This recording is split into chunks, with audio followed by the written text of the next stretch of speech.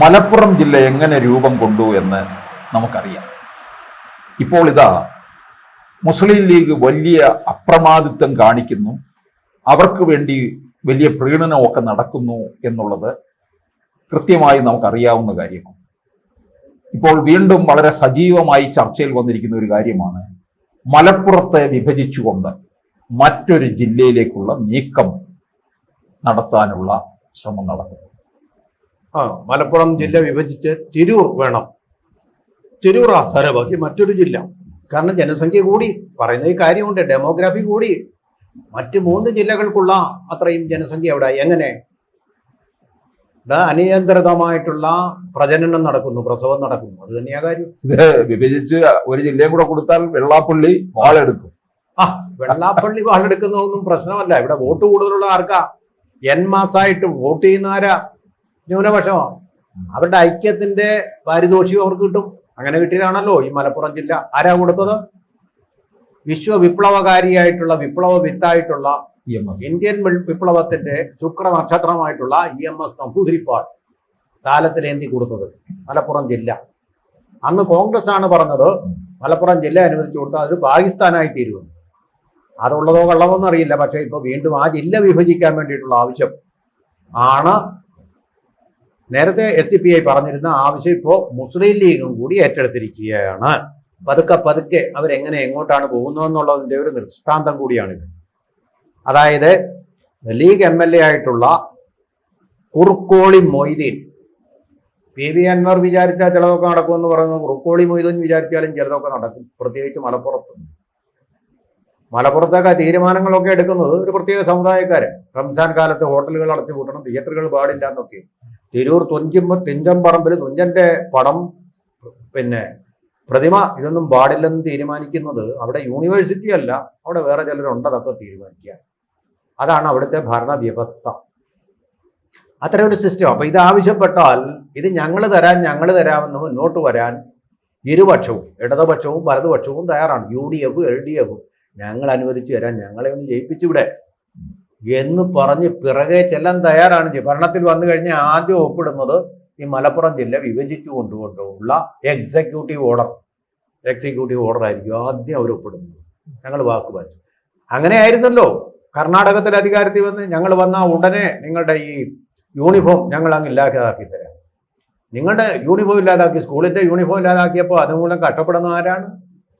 100 വർണ്ണവിധാനങ്ങളുള്ള വസ്ത്രങ്ങളുമായിട്ട് വരുമ്പോൾ അത് കണ്ട് നോക്കി നിന്നുകൊണ്ട് ആ ആഡംബരം കണ്ടുകൊണ്ട് ഒരൊറ്റ വസ്ത്രം പോലും പിഞ്ചിപ്പോവാത്തത് കൊണ്ടുവരാനില്ലാത്ത പാവപ്പെട്ട പെൺകുട്ടികൾ നിസ്സഹായരായിട്ട് ഇടുക്കിയിലെ ആ വേളാങ്കണ്ണി ഉണ്ടല്ലോ, നമുക്ക് ഓർമ്മയുണ്ടാവും. ഒരൊറ്റ യൂണിഫോം കൊണ്ട് ഒരൊറ്റ തുണി കൊണ്ട് മാത്രം സ്കൂളിൽ പോയിട്ട് അത് പിഞ്ചി കുത്തി കല്ലിലിട്ട് കുത്തി അതിൽ കീറൽ വന്ന് അതുമായിട്ട് വീണ്ടും സ്കൂളിൽ പോയപ്പോൾ കൂട്ടുകാരെ അപമാനിച്ചത് കൊണ്ട് അപമാനമില്ലാത്ത ലോകത്തേക്ക് പോയ വേളാങ്കണ്ണിയെ പോലെ നിസ്സഹായരായി പാവപ്പെട്ട പെൺകുട്ടികൾ അവിടെ നിന്ന് നോക്കി തങ്ങൾക്ക് ഒരൊറ്റ വസ്ത്രമേ ഉള്ളൂ, ഒരൊറ്റ കളറിലുള്ള വസ്ത്രമേ ഉള്ളൂ. അച്ഛനും അമ്മയ്ക്കും അതിനെ പാങ്ങുള്ളൂ. അങ്ങനെ ആഡംബര വസ്ത്രധാരികളായിട്ട് നേരത്തെ വന്ന ആൾക്കാർ അതിൻ്റെ മുകളിൽ ഒരു ഈ പറയുന്ന ഹിജാബും കൂടെ വെച്ചുകൊണ്ട് അവരുടെ പണത്തിൻ്റെ ശക്തി കളിച്ചതുപോലെ അവർ പറയുന്നത് നടപ്പാക്കാൻ വേണ്ടി ഗവൺമെൻറ് തയ്യാറായതുപോലെ നിങ്ങൾക്ക് ജില്ല തരാമെന്ന് പറഞ്ഞ് ജയിക്കാൻ ഇവിടെ കുറേ മാന്യന്മാരുണ്ട്. അവരൊക്കെയാണ് മതേതര രാഷ്ട്രീയം. നമ്മൾ ഈ സത്യങ്ങൾ പറയുമ്പോൾ നമ്മൾ സംഘപരിവാർ, ചാണകം എന്ന് പറയുകയും അപഹസിക്കുകയും ചെയ്യുന്ന നിർദാക്ഷിണ്യമായിട്ടുള്ള അപഹാസങ്ങൾ അത് ഏറ്റുവാങ്ങിക്കൊണ്ടേ ഇവിടെ സത്യം പറയാൻ പറ്റും. സംഘപരിവാർ ആരോപണത്തിന്റെ ചാട്ടവാർ അടിയേറ്റ് പുളഞ്ഞുകൊണ്ട് മാത്രമേ നിങ്ങൾക്ക് ഈ രാജ്യത്തൊരു സത്യം പറയാൻ പറ്റൂ. അത് സമുദായ സൗഹാർദ്ദം തകർക്കും. സൗഹാർദ്ദം നിലനിൽക്കണമെന്നുള്ളത് കൊണ്ടാണ് ഈ പറയുന്നത്. അല്ലെങ്കിൽ പിന്നെ സംഭവിക്കുന്നത് പാകിസ്ഥാനായിട്ട് വിഭജിച്ചുകൊണ്ട് ഇന്ത്യയിൽ ഒഴികെ ചോരപ്പുഴവുള്ള ചോരപ്പുഴകൾ. ഇപ്പോഴേ ഇതിവിടെ നിർത്തണം പ്രകടനം. ആരെങ്കിലും തയ്യാറുണ്ടോ? ഒരാളും തയ്യാറുണ്ട്. ഇത് ഒരു കാര്യം കൂടെ പറയാം ഇതിനകത്ത് പ്രസക്തമായിട്ടൊരു പോയിന്റ്. VD സതീശൻ പറഞ്ഞു സമുദായ നേതാക്കന്മാരുടെ തിണ്ണനിരങ്ങാനൊന്നും ഞാൻ തയ്യാറല്ല. പക്ഷേ സതീശ, ഒരു കാര്യം ഞാൻ പറയാം. NSSയോ അല്ലെങ്കിൽ കണിച്ചൂളങ്ങരയിലെ വെള്ളാപ്പള്ളിയുടെയോ വീട് സന്ദർശിച്ചത് കൊണ്ട് ഇന്ന് കേരളത്തിന് ഒരു നഷ്ടവും ഉണ്ടായിട്ടില്ല. ഇന്ന് വരെ ഉണ്ടായിട്ടില്ല. വർഗീയത വളർന്നിട്ടില്ല. അതുകൊണ്ട് വർഗീയത ഇല്ലാത്ത നേതാക്കന്മാരാണത്. പക്ഷെ പാണക്കാട്ടെ തിണ്ണ പോയി നിരങ്ങിയാൽ അങ്ങനെ ആയിരിക്കും സംഭവിക്കുക എന്നൊന്നും എനിക്ക് പറയാൻ പറ്റില്ല. കാരണം CPM-ന്റെ ഒരു അടവ് നയമുണ്ട്. തൽക്കാലം നിങ്ങൾക്ക് ശക്തിയില്ലാത്തപ്പോൾ ഒളിച്ചിരിക്കുക, ശക്തി കിട്ടുമ്പോൾ അതിശക്തമായിട്ട് പ്രഹരിച്ച് ഏകമതം എന്നുള്ളത് നടപ്പാക്കുക എന്നുള്ള അജണ്ടയുമായിരിക്കുന്ന പലരുമുണ്ട്. ഭരണം പാട്ടത്തിനെടുത്തുകൊണ്ട് അടുത്ത 5 വർഷം മതി നമ്മുടെ ഭരണം, അത് മതിയല്ലോ പിന്നെന്തെങ്കിലും ആകട്ടെ എന്ന് വിചാരിക്കുന്ന ഹ്രസ്വദൃഷ്ടികളായിട്ടുള്ള നേതാക്കന്മാർക്ക് അത് മതി. ഭരണം 5 വർഷം കിട്ടി കൊള്ള മുതൽ കയ്യിൽ വയ്ക്കാം. പക്ഷേ ഈ കേരളത്തെ സ്നേഹിക്കുന്നവർക്ക് അത് പോരാ. കേരളം നമ്മുടെ തലമുറകൾ കഴിഞ്ഞു, അടുത്ത തലമുറകളായിട്ട് എണ്ണമറ്റ ഈ അനന്തര തലമുറകൾക്ക് വേണ്ടിയുള്ളത്, അവരെ കൂടി കരുതി വേണം നിങ്ങൾ തീരുമാനങ്ങൾ എടുക്കാൻ എന്ന് മാത്രമാണ് പറയാനുള്ളത്.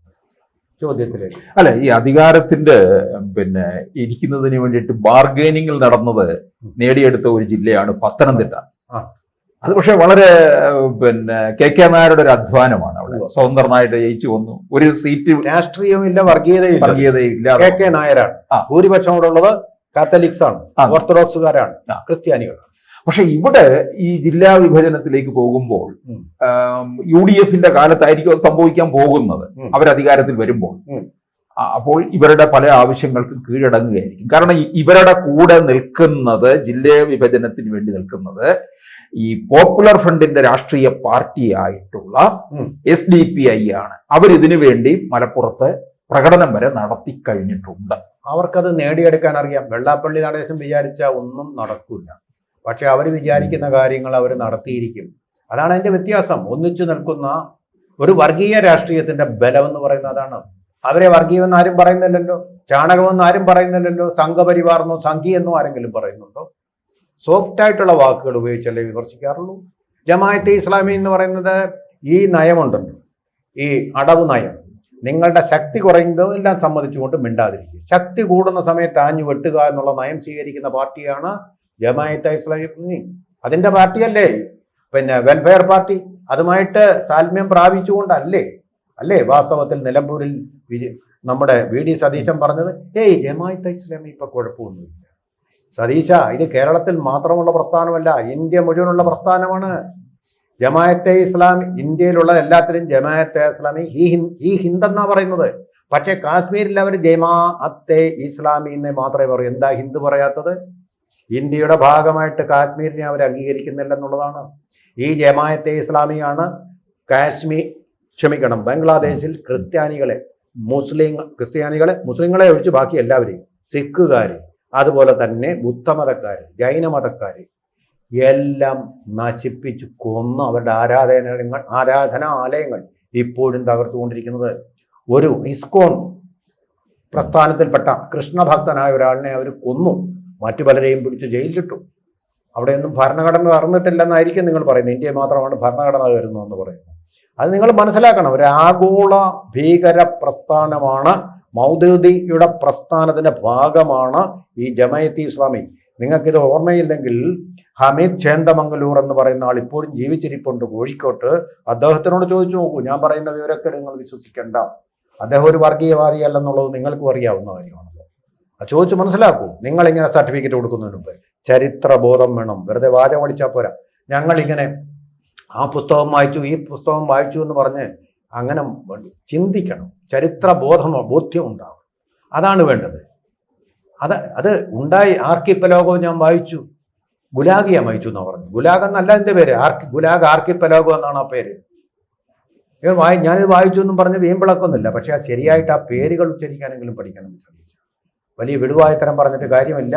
അത് ശരിയായിട്ടുള്ള നിലപാടല്ല. ഇത് കോൺഗ്രസിന്റെ മാത്രമല്ല, ഈ രാഷ്ട്രത്തിന്റെ തന്നെ അന്ത്യത്തിലേക്കായിരിക്കും ഇങ്ങനെയുള്ള വർഗീയ പ്രീണനങ്ങളും മതമനുസരിച്ചുള്ള ജില്ലകൾ. അത് ഇന്ത്യൻ ഭരണഘടന പറഞ്ഞിട്ടുള്ളതല്ല. ഇതിനകത്ത് ഇത് മലപ്പുറം നമുക്കറിയാം ഒരു വിസ്തൃതമായ ജില്ലയാണ്, ജനസംഖ്യ വർധനവുണ്ട്. അപ്പോൾ നോക്കുമ്പോൾ ഇത് സ്വാഭാവികമായിട്ട് ഇത് വിഭജന സാധ്യത ഉള്ളതല്ലേ? തീർച്ചയായിട്ടും ആണല്ലോ. ഇപ്പൊ തന്നെ ഉണ്ടല്ലോ, അവിടെ ഡിവൈഡഡ് ആണ്. നിങ്ങളിപ്പോ നരേന്ദ്രമോദി എന്നൊരു വാക്ക് അവിടെ ചെന്ന് പറയാൻ പറ്റുമോ? മലപ്പുറം ജില്ലയിൽ പറയാൻ പറ്റില്ല. അതാണ് ഇവിടുത്തെ സ്ഥിതി. നരേന്ദ്രമോദി എന്ന് പറയുന്ന ലോകോത്തര ഭീകരനാണെന്നാണ് വിചാരിച്ചിരിക്കുന്നത്. ഹമാസിന് അവിടെ വരാം, അവർ കൈകൂട്ടി, അവർ ചുവപ്പ് പരവതാനി വിളിച്ച് സ്വീകരിക്കും. അൽ-ഖ്വയ്ദയ്ക്കും വേണമെങ്കിൽ വരാൻ പറ്റും, ലഷ്കർ-ഇ ത്വയ്ബയ്ക്കും വരാൻ പറ്റും, അവരുടെ നേതാക്കൾക്കും. പക്ഷേ നരേന്ദ്രമോദി എന്ന് പറഞ്ഞാൽ അവരുടെ നമ്പർ 1 ശത്രു. അദ്ദേഹത്തിന് എന്തെല്ലാം തെറികളാണ് പറയുന്നത്. നമ്മൾ പറയുന്നുണ്ട് അവിടെ ദർഭംഗയിലെ 20 വയസ്സുള്ള മുസ്ലിം പയ്യനെ അദ്ദേഹത്തിൻ്റെ അമ്മയും അദ്ദേഹത്തിനെയും കൂട്ടി കാച്ച തെറി വിളിച്ചെന്ന്. അവൻ്റെ വിവരക്കേടെന്നാണ് നമ്മൾ വിളിച്ചത്. അവൻ്റെ വിവരക്കേട്, അവൻ്റെ അക്ഷരാഭ്യാസം അല്ല, അതൊരു നയമായിട്ട് സ്വീകരിക്കുന്നുണ്ട് മലപ്പുറത്തെ ചിലർ. ശരിയാണ്, എല്ലാവരും അല്ല. സംസ്കാര സമ്പന്നരായ മുസ്ലിങ്ങളുണ്ട്. സംസ്കാര സമ്പന്നരിൽ പലരും എക്സ് മുസ്ലിമായിട്ട് അതിൽ നിന്ന് പോവുകയാണ്. വിവരം ജമതി ടീച്ചറെ പോലെ മറ്റു പലരും പോലെ, അങ്ങ് ആരിഫിനെ പോലെ പലരും വിവരമുള്ളവർ.